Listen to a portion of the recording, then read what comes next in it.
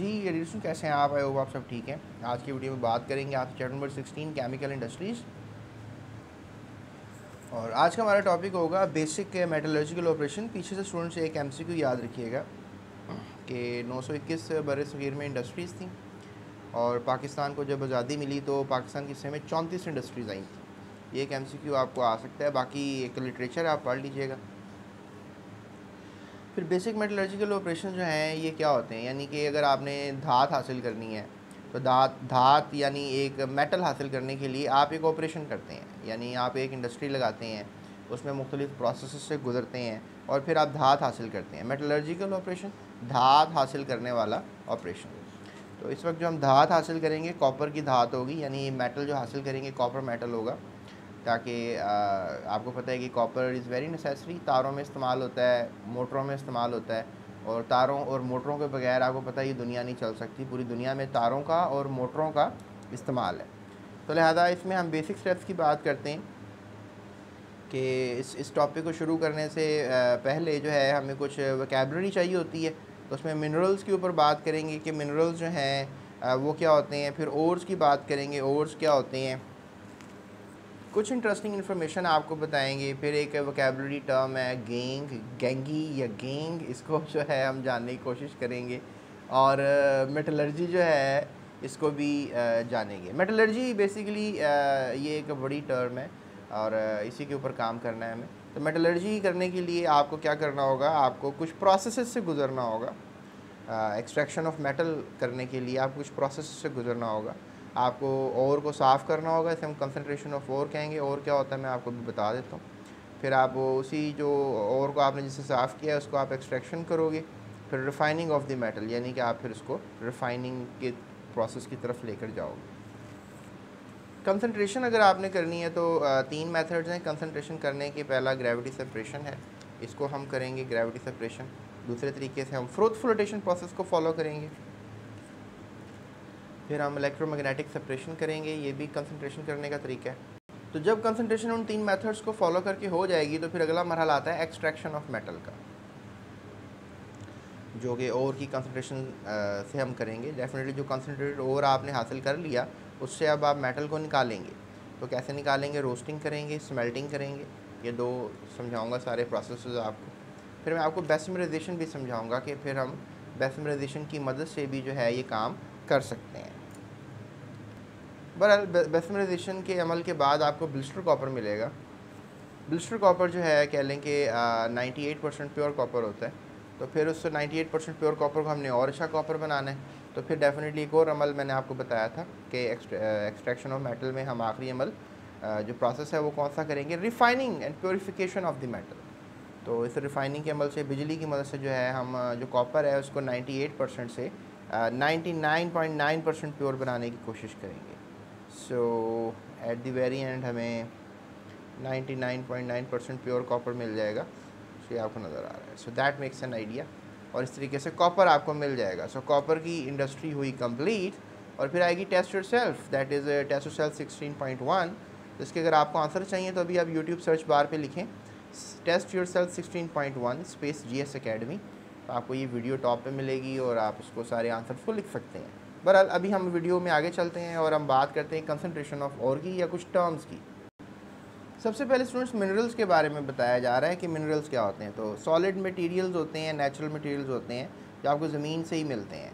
Solid material जो आपको ज़मीन से मिल रहा है और इसमें आपको बहुत से कंपाउंड्स मेटल के मिलेंगे जो कि कंबाइंड स्टेट में होंगे और अर्थली इम्प्योरिटीज़ के साथ होंगे, तो इनको हम मिनरल्स कहेंगे। तो ये आपने डेफिनेशन याद कर लेनी है। डिफाइन मिनरल्स, ये आपको बोर्ड में सवाल आ सकता है। ये सवाल आ सकता है what is the difference between mineral and ore और मिनरल के दरमियान जो है वो क्या फ़र्क होता है, ये आपको डिफरेंस भी आ सकता है। तो मिनरल मैंने आपको फ़िलहाल अभी बता दी है और अब ओर की बात कर लेते हैं। ओर क्या होते हैं जी, ऐसे मिनरल्स होते हैं, मतलब ओर होते हैं मिनरल्स ही हैं जिनसे आप मेटल को एक्सट्रैक्ट करना चाहते हैं, मेटल को निकालना चाहते हैं कमर्शियली, यानी बड़े पैमाने पे, यानी कि बहुत ज़्यादा धात निकालना चाहते हैं ना, जैसे कॉपर निकाल लिया, आयरन निकाल लिया, गोल्ड निकाल लिया। तो डेफिनेटली गोल्ड के भी और होते हैं, आयरन के भी और होते हैं। तो ये बहुत बड़ी इंडस्ट्री है। यहाँ पे सिर्फ कॉपर के बारे में बताया जा रहा है।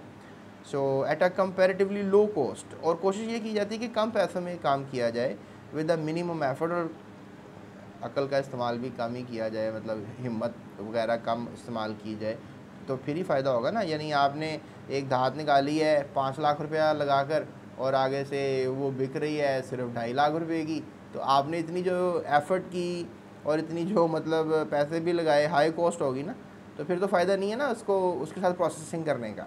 यानी आपने 5 लाख रुपए अगर लगाया तो आपको धात आपकी बिक जाए 10 लाख रुपए की, तो फिर ही तो फ़ायदा ना ये काम करने का।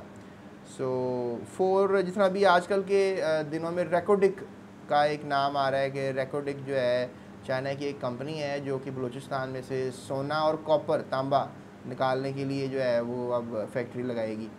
तो रेकोडिक का मकसद भी यही है कि लो कॉस्ट के ऊपर ओर में से क्या निकाल, मिनिमम एफर्ट लगा के क्या निकाल लिया जाए, धात निकाल ली जाए, मेटल निकाल लिया जाए, और एक ऐसा सोर्स होगा जिसमें से धात निकाली जाएगी।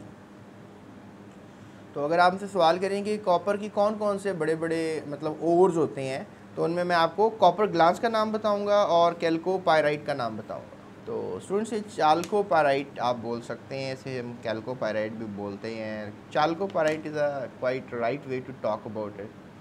तो स्टूडेंट्स, ये आपको स्क्रीन पे अब कॉपर ग्लास नज़र आ रहा है, और ये कॉपर ग्लास है, ठीक है, ये चाल्कोसाइट है बल्कि।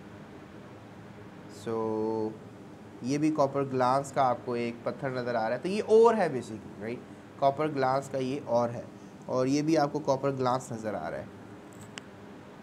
तो स्टूडेंट्स, ये आपको अब नज़र आ रहा है चाल्कोपायराइट। ये देखें, आप देख सकते हैं कितना खूबसूरत और है, इसमें से आप कॉपर निकाल सकते हैं। And I don't know Pakistan Balochistan के अंदर जो है वो कौन सा और जो है मौजूद है, कौन सा पत्थर मौजूद है जिसमें से तांबे को यानी कॉपर को निकाला जा सकता है। तो फ़िलहाल ये आपको नज़र आ रहा है। सो look at that, so beautiful, कितना खूबसूरत है। दैट इज़ पायराइट, कैल्कोपायराइट, इसको हम चाल्कोपायराइट भी कह सकते हैं। कैल्कोपायराइट दरअसल आई डोंट नो, मेरे मुंह पे चढ़ गया ये लफ्ज़, बहुत ज़्यादा बोलता हूँ मैं। तो चाल्कोपायराइट वैसे इसको सही तरीके से बुलाने का लिए चाल्कोपायराइट बोलेंगे आप। तो स्टूडेंट्स, अब अगर हम बात करें आपसे कि भाई क्या कमेंट होगा यहाँ पे ये दोनों डेफिनेशंस पढ़ने के बाद, तो मैं आपसे ये बात करूँगा कि जितने भी ओर्स हैं वो मिनरल्स होते हैं, लेकिन सारे मिनरल जो हैं वो और नहीं हो सकते। So that is the big point of discussion. Students, अब मैं आप छोटी सी आपसे पहले इंटरेस्टिंग इन्फॉर्मेशन की बात कर लूँ कि जो आपके बाल हैं इनके ऊपर आपको बोर्ड में MCQ आ सकता है। तो ये पैराग्राफ MCQs के लिहाज से इंपॉर्टेंट है कि कुछ ट्रांजिशन मेटल्स होते हैं, अगर आपके बालों में हों तो वो आपके बालों का कलर चेंज कर देते हैं। अगर लेट्स से दैट आपके बालों में आयरन बहुत ज़्यादा है, कॉपर बहुत ज़्यादा है, तो आपके बाल ब्राउन ब्राउन से नज़र आएंगे, आपके बालों का प्रोटीन थोड़ा सा ब्राउन ब्राउन सा नज़र आएगा। अगर आपके बालों में टाइटेनियम है तो टाइटेनियम होने की वजह से आपके बाल ब्लॉन्ड नज़र आएंगे, ब्लॉन्ड। ये देखें, ये एक लड़की है, इसके जो बाल हैं इस वक्त ब्लॉन्ड हैं। So look at that, these are the blonde hairs, right. तो टाइटेनियम अगर होगा तो ब्लॉन्ड आपके बाल नज़र आएंगे। इसके अलावा अगर आपके बालों में है मोलिब्डेनम, राइट, मोलिब्डेनम, MO, तो मोलिब्डेनम अगर आपके बालों में है तो आपके बाल रेड नज़र आएंगे, राइट। तो ये देखें जी, आपको रेड कलर के बाल नज़र आ रही हैं। So these are the females, और यहाँ से ये देखें ये मेल भाई भी हैं जिनके रेड कलर के बाल हैं। तो बस आपने ये याद रखना है कि टाइटेनियम की वजह से ब्लॉन्ड बाल होते हैं, मोलिब्डेनम के रेड बाल होते हैं, कॉपर आयरन की वजह से जो है वो ब्राउन बाल होते हैं, ठीक है। और ब्लैक क्यों होते हैं, इसका जवाब आपने कमेंट में मुझे अब पास करना है कि हमारे जो बाल हैं वो ब्लैक होते हैं, आखिर क्यों ब्लैक होते हैं, राइट। उसके बाद स्टूडेंट्स बात करते हैं गैंग की या गेंगी की गेंग इसको सही बोलेंगे। तो गेंग अब क्या होता है, अगर आपके पास ओर है, अगर आपके पास ओर है और ओर में बहुत सी इम्प्योरिटीज़ पड़ी हुई हैं, जिस तरह के अभी आपको मैं तस्वीरें दिखा रहा था कुछ ओर्स की, तो उसके अंदर आपको पता है सिर्फ कॉपर तो नहीं है ना, उसमें तो और भी बहुत सी अर्थली चीज़ें हैं, मिनरल्स हो सकते हैं, कुछ और किसी और किस्म के या अर्थली एंड अदर इम्प्योरिटीज़ हो सकती हैं। तो सबको आप कह लें कि गेंग कहेंगे, यानी पहाड़ों से जो पत्थर टूट के नीचे गिर रहा है, जो कानकुनी हो रही है, तो वो जो पत्थर आप हासिल कर रही हैं वो गेंग है।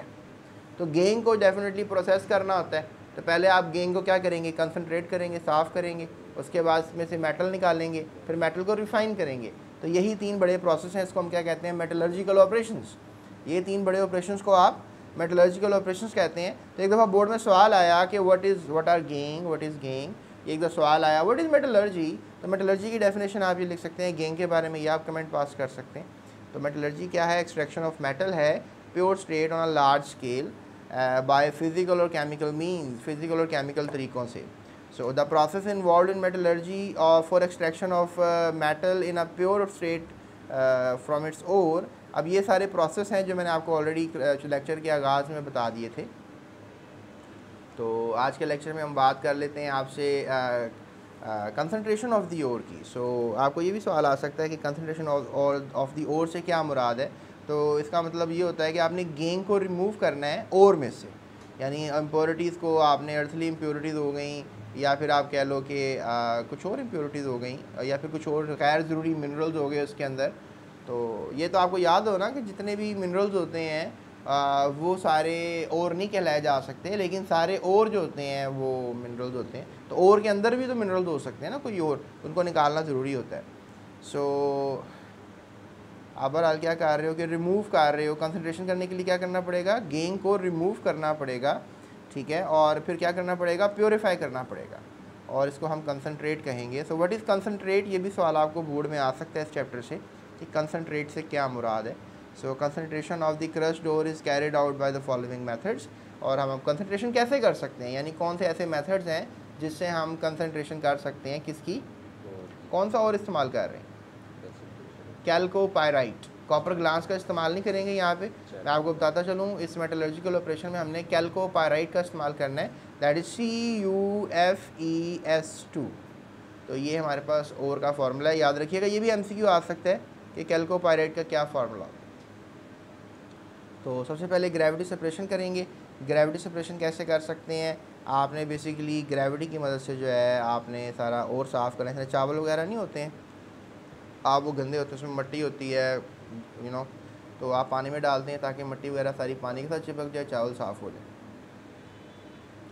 सो ग्रेविटी सेपरेशन में भी ऐसा ही होता है कि ओर को आप पानी में डाल देते हैं, और फिर definitely powdered heavy metal bearing और सेटल्स डाउन, जो मतलब और जो है जिसमें मेटल होता है, हैवी मेटल होता है, वो सेटल डाउन हो जाता है in a stream of water, and while the lighter gangue particles are carried away by the water as shown in the figure।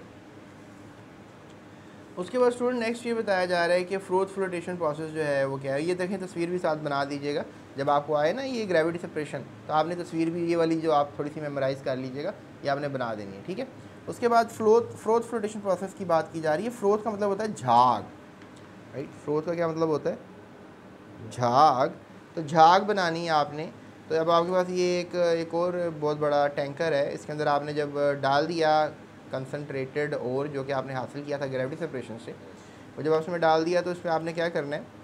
Froth flotation process में ये किया जाता है कि ये एक वेटिंग करेक्टरिस्टिक्स है ऑफ दी ओर की, और the gangue particles and oil water are respectively, यानी इसमें आप गेंग पार्टिकल्स को ऑयल के साथ मिक्स कर देते हो। यानी जो गेंग होता है आपको पता है वो फजूल चीज़ है, वो आपको और के साथ नहीं चाहिए।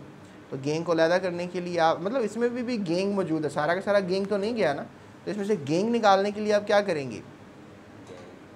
इसमें ऑयल डाल देंगे, ठीक है। ऑयल जो है वो गेंग को अपने अंदर मिक्स कर लेगा, ऊपर आ जाएगा, झाग बन जाएगा, और झाग को आप अलहदा कर देंगे, तो आपको नीचे जो है, या कह लें कि नीचे बैठ जाएगा गेंग, ये भी हो सकता है। पर लिखा हुआ है कि the ore particles are preferentially wetted by oil and the gangue particles of the water, the whole mixture is agitated, हिलाया जाता है with the compressed air, and hence the oil coated ore particles being lighter come on the surface in the form of froth and can be skimmed। तो जो और particles हैं वो oil के साथ मिलकर ऊपर आ जाते हैं, गेंग पार्टिकल नीचे रह जाते हैं, तो लिहाजा आप और पार्टिकल को झाग से अलहदा कर लें। यानी उनकी खासियत है कि जो और है जो आपने हासिल करना है वो ऑयल के साथ मिल जाएगा, वेट हो जाएगा, ठीक है। सॉरी, गेंग पानी के साथ वेट हो जाएगा, और जो और है वो ऑयल के साथ फ्रोथ बना लेगा, झाग बना लेगा, और आप फिर स्किम कर लोगे, अलहदा कर लोगे इसको। तो फ्रोथ बबल्स कैरिंग सल्फाइड और पार्टिकल्स, तो सल्फाइड वगैरह ये मैंने आपको फार्मूला बताया था ना कि सल्फाइड होता है कॉपर आयरन सल्फाइड, तो वो ऑयल के साथ मिल जाएगा। अब ये आपको कंसनट्रेट मिल गया ना, गेंग अलहदा हो गया ना, इस कंसनट्रेट को आप कहाँ लेकर जाओगे? इलेक्ट्रोमैग्नेटिक सेपरेटर के ऊपर। इलेक्ट्रोमैग्नेटिक सेपरेटर जो है वो क्या करेगा? इलेक्ट्रोमैग्नेटिक सेपरेटर जो है, आप इसमें अब सारा का सारा जो कि फ्रोथ फ्लोटेड प्रोसेस से आपने हासिल किया है ना, और हासिल किया है, उसको डालोगे एक बेल्ट के ऊपर। ये बेल्ट है, मैग्नेटिक बेल्ट है, अब डेफिनेटली आयरन जो है वो मैग्नेटिक बेल्ट को अट्रैक्ट करेगा और वो अट्रैक्ट कर कर जो है वो अगली कह लो कि इस बाल्टी में गिरेगा, और जो मैग्नेट को अट्रैक्ट नहीं कर रहा वो सारी इस बाल्टी में गिरता रहेगा।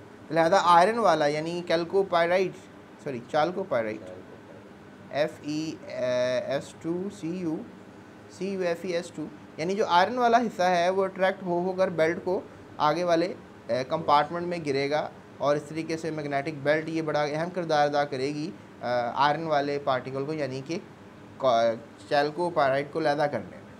तो उसके बाद नेक्स्ट मरहला जो होगा वो एक्सट्रैक्शन ऑफ मेटल होगा। तो ये इंशाल्लाह हम आपको नेक्स्ट वीडियो में गाइड करेंगे। तो स्टूडेंट्स, आई होप सो कि आपको सारा कंसंट्रेशन का अमल जो है समझ में आ गया होगा कि कैसे की जाती है कंसंट्रेशन और एक्सट्रैक्शन। इंशाल्लाह नेक्स्ट वीडियो में मैं आपको बता दूंगा। उससे नेक्स्ट वीडियो में मैं आपको रिफाइनिंग भी बता दूंगा और सॉल्वर प्रोसेस के ऊपर भी बात करेंगे।